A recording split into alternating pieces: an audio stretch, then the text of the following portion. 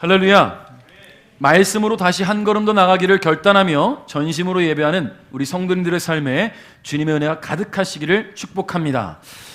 예수님께서 고난당하시고 십자가에 죽으셨다가 부활하신 뒤에 40일 동안 세상에 더 계시면서 사도들에게 약속하신 것이 하나 있습니다. 그것이 뭐냐면 바로 성령입니다. 예수님은 사도행전 1장 4절부터 5절까지의 말씀을 통해서 이렇게 말씀하셨어요. 예루살렘을 떠나지 말고 내 아버지께서 약속하신 선물을 기다려라. 이 약속의 내용은 내가 전에 말했고 너희도 들은 것이다. 약속의 내용은 이것이다. 요한은 물로 세례를 주었지만 너희는 얼마 안 있어 성령으로 세례를 받을 것이다. 아멘. 자, 그런데 예수님의 성령에 대한 약속은 또 있습니다. 요한복음 14장 16절부터 17절에 보니까요. 내가 아버지께 구하겠고 그분은 너희와 영원히 함께 있을 다른 보혜사를 보내주실 것이다. 그분은 진리의 성령이시다. 세상은 그분을 보지 못하고 알지도 못하므로 그분을 받을 수 없다. 그러나 그분이 너희 안에 계시고 너희는 그분 안에 있기 때문에 너희는 그분을 아는 것이다. 할렐루야. 여러분 그분을 아십니까? 그분이 여러분 안에 계심을 믿으십니까? 또한 요한복음 16장 7절에 또 말씀하셨어요. 내가 너희에게 진리를 말하겠다. 내가 떠나가는 것이 너희에게 유익하다. 안 돼요 주님, 떠나지 마세요. 이런 마음이 있지만 더 유익하대요. 왜냐하면 내가 가지 않으면 보혜사가 너희에게 오시지 않을 것이다. 내가 가면 보혜사를 너희에게 보낼 것이다. 할렐루야. 여러분, 예수님이 이 땅에 지금까지 살아계시면서 함께 계시면 얼마나 좋겠어요. 그 예수님이 살아계시면, 지금까지 살아계시면 지금 코로나 때문에 만나러 갈 수 없어요. 예수님은 저기 이스라엘에 계실 텐데, 예루살렘에 계실 텐데 코로나 때문에 만나러 갈 수가 없어. 그리워할 수밖에 없단 말이에요. 그러나 예수님이 가시고 성령을 보내주시니 우리는 지금 이 한국 땅에서도 성령님과 함께 살아갈 수 있다는 거예요. 자, 그런데 여러분, 이 성령의 오심에 대한 약속은 구약의 요엘 선자를 통해서도 예언된 바가 있어요. 요엘서 2장 28절 한번 읽어볼까요? 다 같이 시작.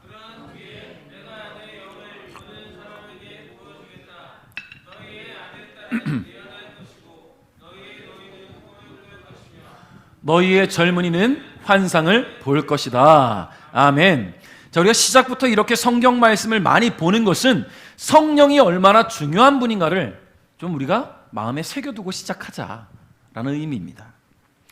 여러분, 그런데 이 성령의 임재에 대해서 구약 성경에서부터 예언이 되어 있음에도 불구하고 이스라엘 백성들이 성령의 임재를 소망한 것은 좀처럼 찾아볼 수가 없어요. 요엘 선지자가 이런 예언을 했음에도 불구하고 구약의 하나님의 백성들은 그런 소망을 품고 지내지를 않았어요. 더욱이 예수님 시대에 예수님을 따르던 수많은 무리들이 있었잖아요. 예수님의 가르침을 받고 예수님을 통해서 삶의 변화를 경험하고 육신의 질병을 치료받고 귀신이 떠나가게 된 역사를 경험했던 수많은 사람들. 여러분 생각해 보십시오. 예수님께서 산상수훈 말씀 전하시던 그 자리에는요, 성인 남자만 5,000명이 모였잖아요. 5,000명에게 먹이시고 12광줄이 남게 되는 놀라운 역사를 일으키셨는데, 오늘 예수님 떠나신 이후에 기도의 자리에 있던 사람들은 불과 120명에 불과합니다. 여러분, 그럼에도 불구하고 하나님은 약속하신 대로 오순절을 통하여 보혜사 성령을 보내주셨습니다. 그렇게 하나님의 사람들을 위해 사역을 시작하신 성령께서는 오늘 지금 이 순간까지도 일하고 계시다는 것을 우리는 알아야 된다는 거예요. 성령께서 지금도 일하고 계시다. 여러분, 우리가 신앙생활하면서 가장 중요한 게 뭔지 아십니까? 성령을 받는 것 매우 중요하죠. 여러분 성령 받으셨습니까? 여러분 그런 고백이 있으십시오. 나는 성령 받았다. 나는 성령의 임재를 경험했다. 자, 그런데 그보다 더 중요한 게 뭐냐면 받은 성령을 내가 어떻게 지켜가겠는가. 이게 더 중요한 거예요. 예를 들면요, 고린도전서 1장 10절 이하에 보면 초대교회 당시 고린도 교회는 성령 충만함을 경험합니다. 그런데 그 받은 성령을 생활에 접목시키지를 못해요. 그러다 보니까 교회 내부에 수많은 갈등 문제들이 생겨나고 분파가 생겨나는 그런 문제들을 경험할 수밖에 없었어요. 그래서 이것을 사도 바울이 굉장히 엄중히 경고하는 것들을 우린 보게 되죠. 성령을 받는 것도 중요하지만 받은 성령을 내가 얼마나 잘 지키는가, 그것이 더 중요하다라는 이야기입니다. 오늘 본문에 예수님의 제자들과 함께 마가의 다락방에 모여 기도하기를 시작한 사람들은 120명 정도로 추정을 합니다. 어떻게 보면 초대교회, 첫 교회라고도 말할 수 있겠죠. 그런 모임이 열린 거예요. 이 당시 120명의 성도들은요, 알 수 없는 두려움과 흥분에 사로잡힌 채 걱정 반 기대 반으로 기도를 시작했을 겁니다. 왜 걱정 반 기도 반이었을까요? 늘 함께 계시면서 하나님 나라에 대해 가르쳐 주시고 해야 할 바를 알려주시던 예수님께서는 더 이상 그들과 함께 계시지 않아요. 그러니까 어찌할 바를 몰랐습니다. 그럼에도 불구하고 그들이 기대를 품고 소망을 가지고 기도한 것이지요. 그들에게는 목적이 있었기 때문입니다. 여러분, 그들이 기도한 데는 목적이 있었기 때문이에요. 그 기도의 목적이 사도행전 1장 8절에 나오는데 한번 같이 읽어볼까요? 시작. 다만 성령이 너희에게 오시면 너희는 권능을 받아 예루살렘과 온 유다와 사마리아와 그리고 땅끝까지 가서 내 증인이 될 것이다. 아멘. 여러분, 이 말씀 누가 주신 말씀이에요? 누가 주신 말씀이에요? 예수님 말씀이에요. 예수님께서 하늘로 올라가시기 전에 마지막으로 주신 말씀이 바로 사도행전 1장 8절입니다. 성령이 오시면 이라고 말씀을 하시기는 했는데, 여러분 생각해 보세요. 지금 이스라엘 백성들, 특히 이 예수님을 따르던 무리들은요, 성령의 존재를 몰라요. 지금 성령이 뭔지를 몰라요. 성령이 사람인지 아니면 어떤 물질인지 환경인지 상황인지 영인지, 이 하나님을 믿던 백성들, 예수님을 따르던 무리들은 그 성령의 존재를 몰라요. 지금 뭘 가지고 성령이라고 하는지. 자, 그러나 그들의 마음에 깊이 다가온 예수님의 말씀, 이 말씀은요, 성령이라는 어떤 존재가 오면 우리는 권능을 받게 된다라는 거예요. 그 성령이란 존재만 만나면 우리는 권능을 받게 된다. 그 권능 받는 것으로 끝나는 것이 아니라 그 능력을 힘입어서 예수님의 증인이 될 수 있다라는 거지요. 그것이 지금 이들이 모여있는 목적입니다. 사람들은 성령의 존재도 모른 채 이 말씀 하나 붙들고 약속하신 성령을 지금 기다리면서 기도하고 있어요. 결국 성령이라는 어떤 존재의 임재는 아무것도 아닌 자가 예수님의 증인이 될 수 있는 가장 중요한 선물이라는 거예요. 할렐루야. 여러분, 아무것도 아닌 우리가 예수님의 증인이 될 수 있다. 기쁘십니까? 정말로요? 마음으로는 왜 나를요? 다른 사람 많잖아요. 왜 굳이 나를, 말도 잘하지 못하고 부끄러움도 많고 나가서 이렇게 건네는 게 쉽지 않으면 왜 나를 예수님의 증인으로 삼으시려고요? 그런 마음 드시진 않아요? 만약에 여러분 어느 날 아무것도 아닌 나에게 대통령이, 물론 그런 일은 없겠지만 대통령이 사람을 보내서 당신을 외교관으로 보내겠습니다, 대사로 보내겠습니다 라고 한다면 나같이 부족한 사람이 어떻게 그 일을 하겠습니까? 계속 빼겠습니까? 아니면 높은 자리 한 자리 차지해서 오케이 하겠습니까? 그래도 한번 그런 자리 차지해 봐야죠. 세상적으로는 그런 욕심이 있는데, 세상적으로는 내가 좀 높은 사람, 좀 위대한 사람, 큰 사람의 그런 간택을 받기를 원하는데 왜 주님의 간택을 받는 것에서는 그렇게 두려워하는지 모르겠어요. 예수님의 증인이 되는 것은요, 굉장히 감사한 일이고 굉장히 큰 일이에요. 이 땅을 살아가면서 우리가 예수님의 증인으로 살아가면서 한 영혼에게 복음을 더 전할 수 있다는 것은요, 주님 앞에 나아갔을 때, 우리가 주님 부르심에 나중에 올라갔을 때 그 감격의 크기가 달라진다는 거예요.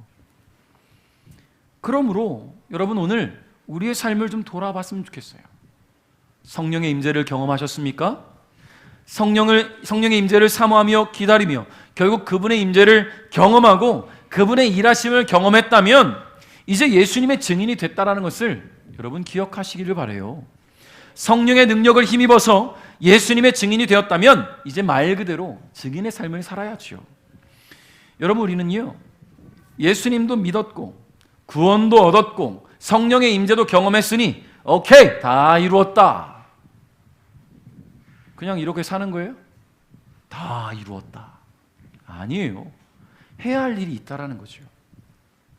말씀 그대로 그리스도의 증인이 되어서 복음을 전하는 사명이 우리에게 있다는 것을 여러분 기억하시기를 바랍니다. 사명이 주어졌다면 감당해야 돼요. 주어진 권능만 남용해서는 안 돼요. 그것만 만족해서는 안 됩니다.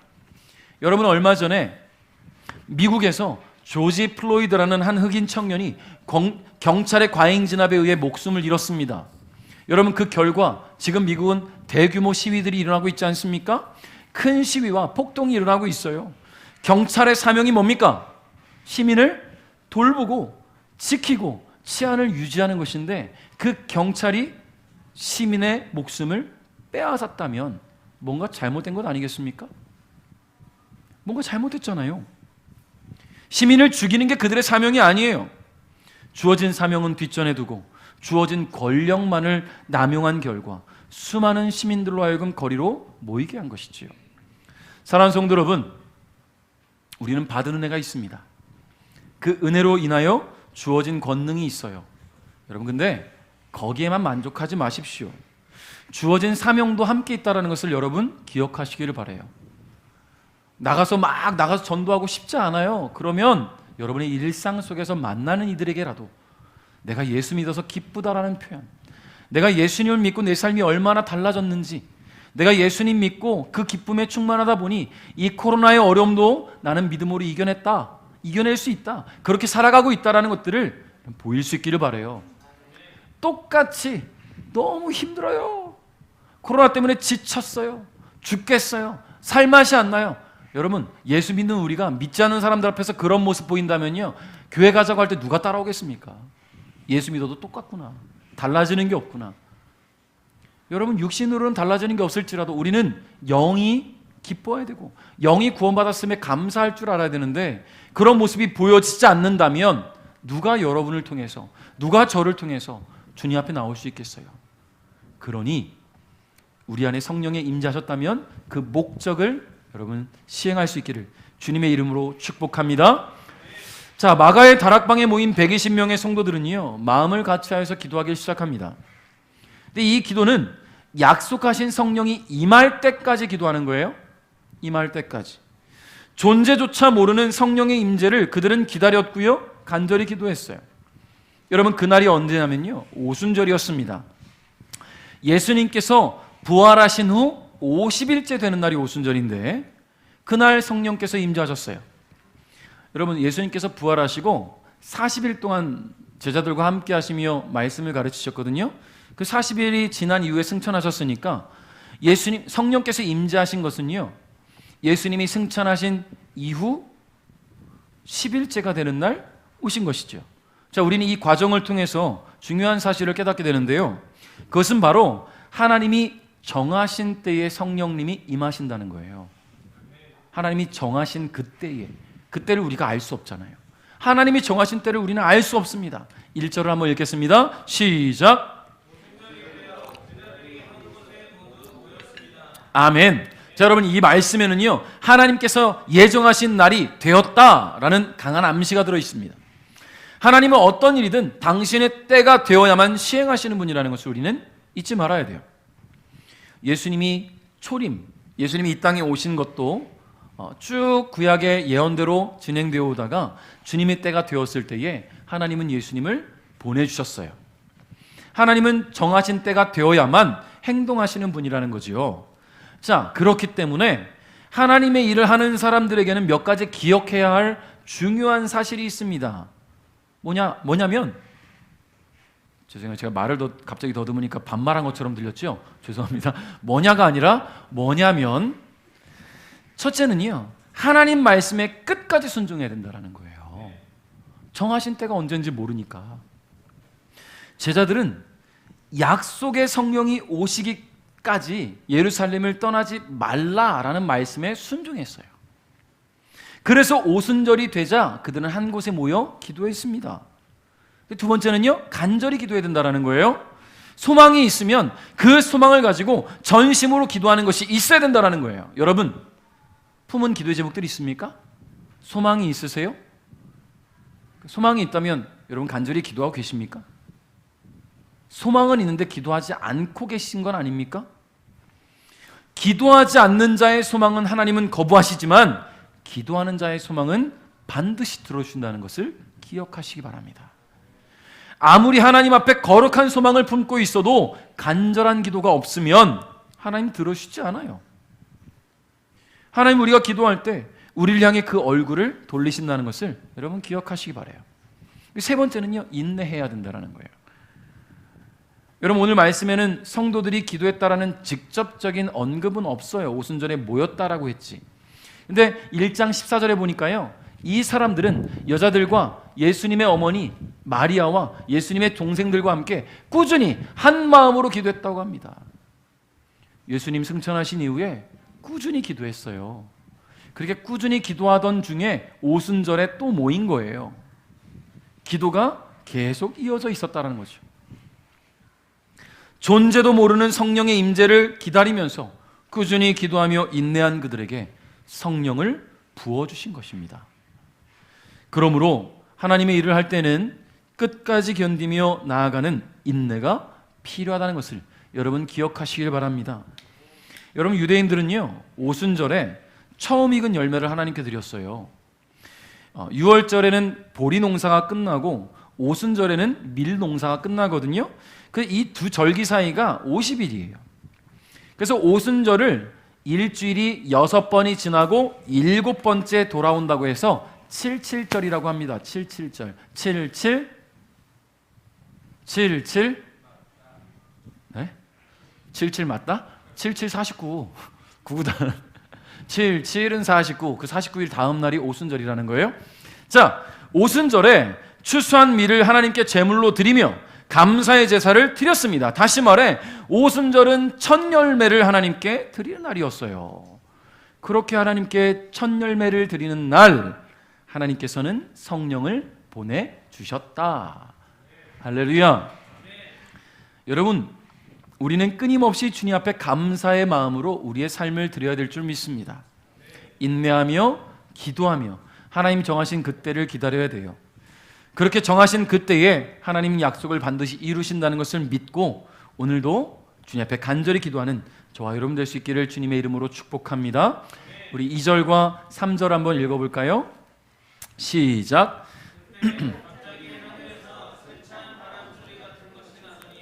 사람들이 앉아있던 집안을 가득 채웠습니다.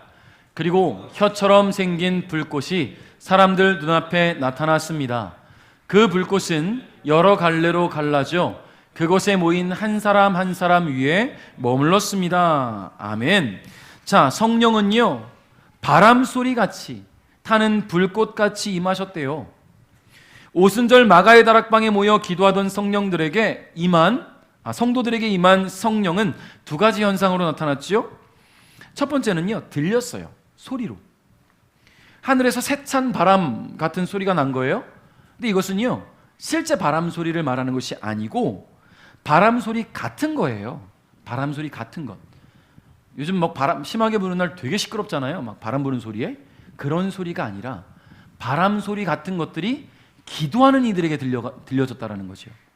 즉, 기도하지 않고 있는 이들에게는 들려지지 않는 소리, 기도하는 이들에게 들려지는 소리, 즉 영적인 소리입니다.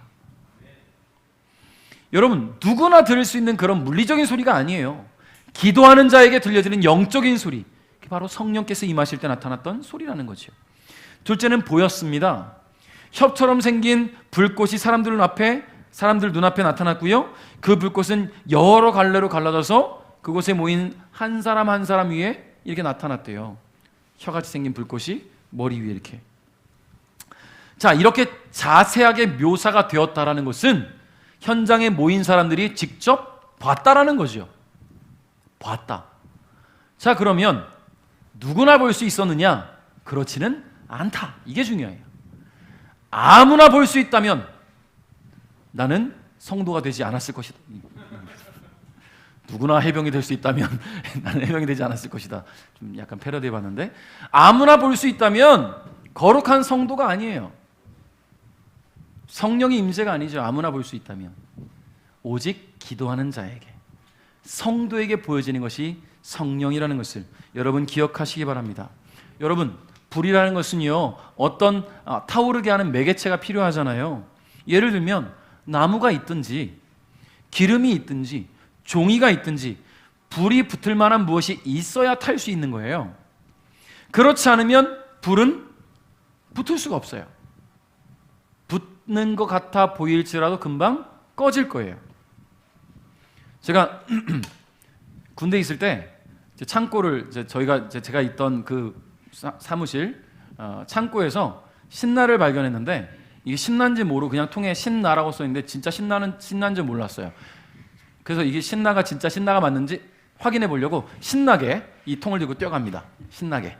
그리고는 이제 그 부대 이렇게 운동장 같이 이렇게 연병장 같은 넓은데 저 혼자 있을 때 이렇게 웅덩이가 파져 있길래 거기다 신나를 막 부었어요. 신나게 부었어요. 그리고는 성냥을 켜서 불을 던져봤는데 확 타오르는 거예요. 진짜 신나가 맞은 거예요. 제가 어떻게 했겠습니까? 너무 놀라서 흙으로 막 덮었어요. 일병 때 걸렸으면 큰일 나는 거죠. 괜히 혼자 신나가지고 장난치다가 영창 갈 뻔했어요. 자, 여러분, 매개체가 있어야 된다는 거예요.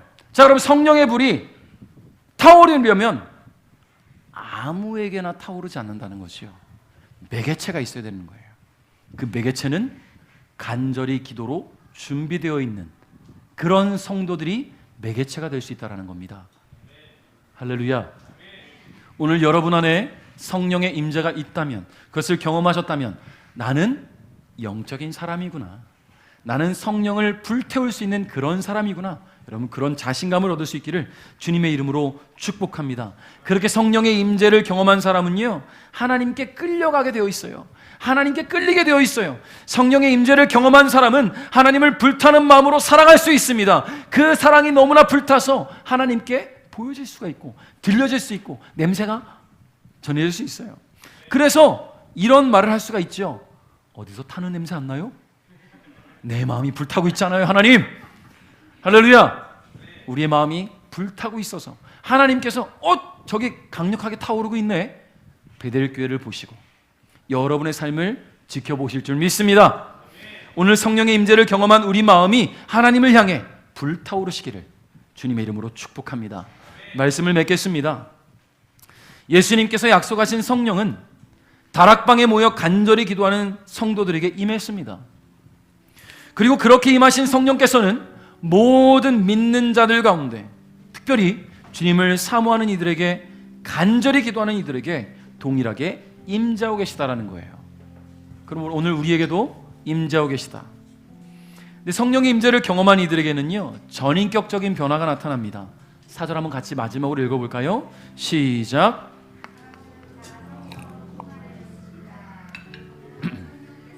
말하게 하시는 대로 자기들의 언어와 다른 외국어로 말하기 시작했습니다. 아멘.